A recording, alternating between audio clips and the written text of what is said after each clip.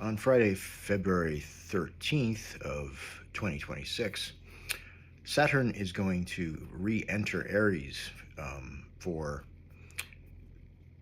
good for about 2.5 years. In order to really understand what Saturn in Aries is about, we need to look at Saturn's rulerships and other information from the zodiac. And we can get that from looking at Saturn's exaltation in Libra, and his rulership of Capricorn, and his rulership of Aquarius. So, as we see in a Saturn in his exaltation in Libra, Saturn is very diplomatic there. This is when the gate to the underworld is open. The life force of the world tree is now headed downwards into the earth. This is where Hades seizes Persephone, and she becomes the queen of the underworld, and so Venus becomes the queen of Libra. And Saturn there is like her prime minister, like her trusted advisor. He is there to gatekeep, to see who and what is allowed into this underworld. And he welcomes everybody because, he's the Lord of Death. So he wants everybody down in hell with him. So this archetype is most at its perhaps its strongest in the second decan of Libra, where it is doubly in rulership, and it shows us that we are all links in a chain, that we're like part of a web, that our contracts with each other need to be honored, and the contract with the ferryman going across the river Styx is one of these contracts that we need to be prepared to honor when the time comes. And it also alerts us that if people are going to break contracts who we trust, that's when it hurts. When people who violate our trust, that's really unacceptable. So those are some of the lessons we get from Saturn in Libra. It's very much about fairness. It's about justice. But it's also about consolidation of power underneath the ground. Then we can move to Capricorn, where the life force has descended into the root. This is the established power center. This is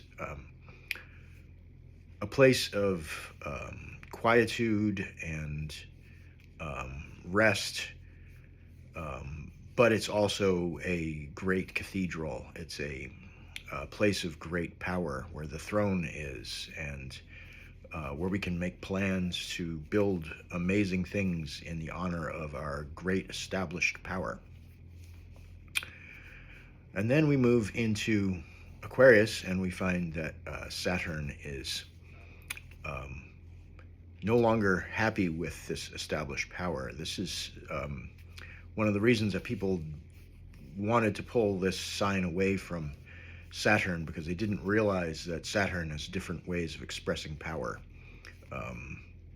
Capricorn makes sense to most people, but Aquarius, that's different, because there is something subversive about Aquarius. This is about leaving for root, or looking at the root and finding things you don't like and saying, if we did this differently, if we did that differently, it might be more just. We might have a more perfect root in here.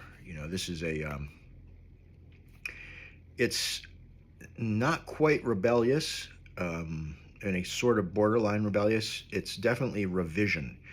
Across the zodiac from Aquarius is Leo, which is all about vision.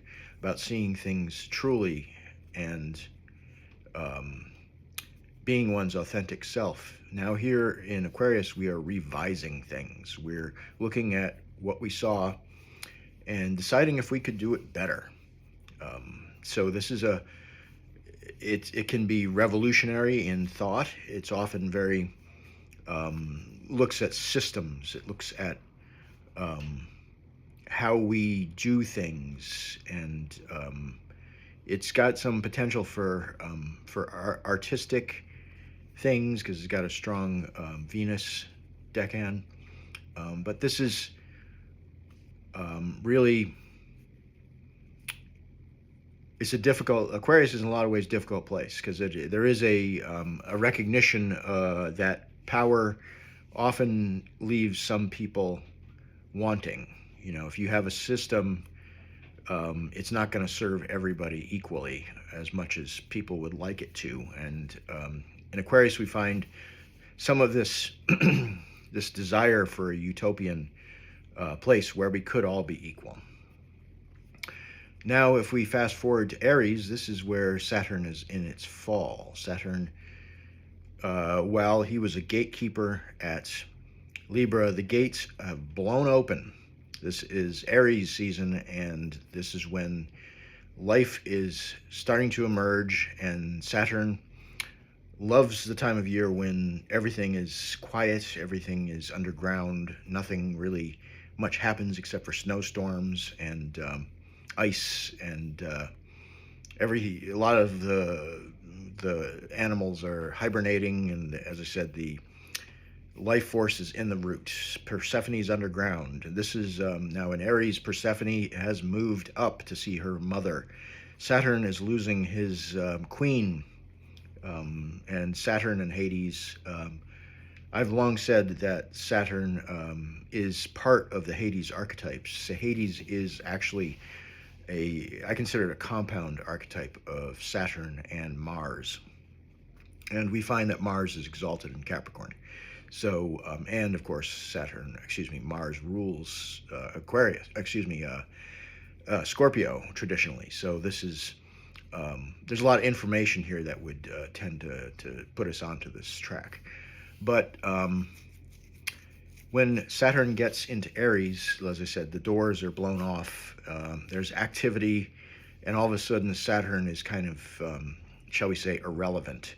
His way of doing things is not the way of doing things in Mars territory. Even though Mars, like every good soldier when he's in Capricorn, he knows how to defend the route. He knows how to defend his keep, his castle.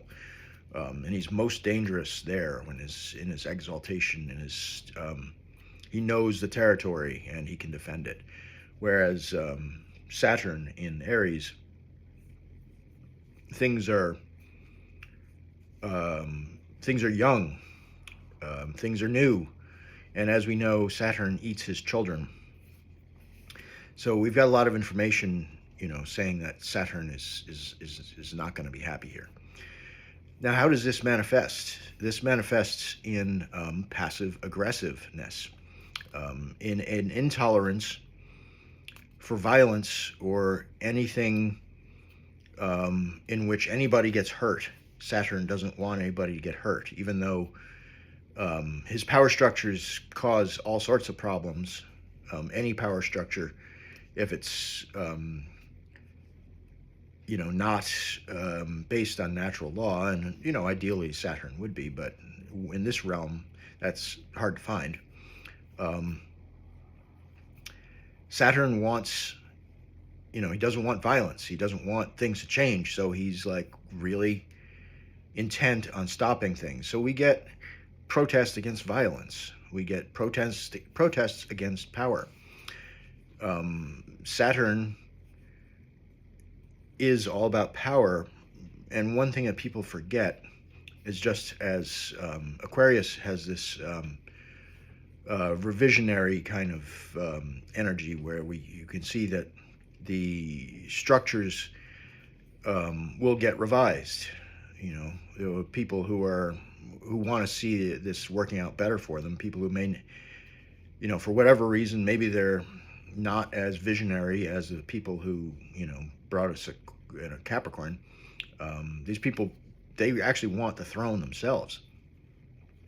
So Saturn is, not happy here. The throne is occupied by Mars, and Mars is supposed to be his soldier. It's supposed to be his, his attack dog.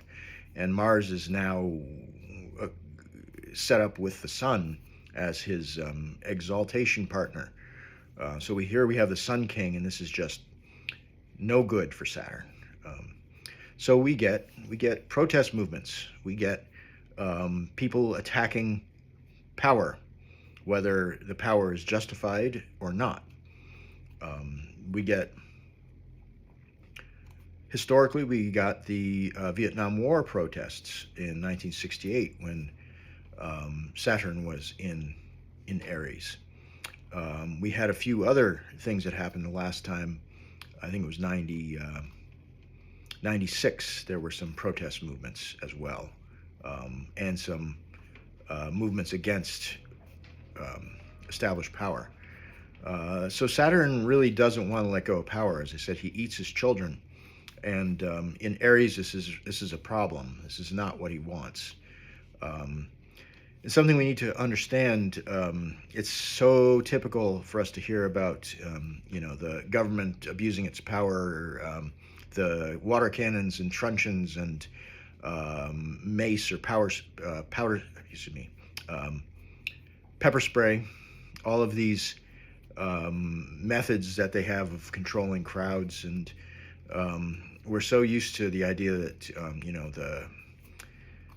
the evil fascist cops cracking down on the poor protesters just trying to make their voices heard. Well, these protesters are not always, they don't always have the, good ideas.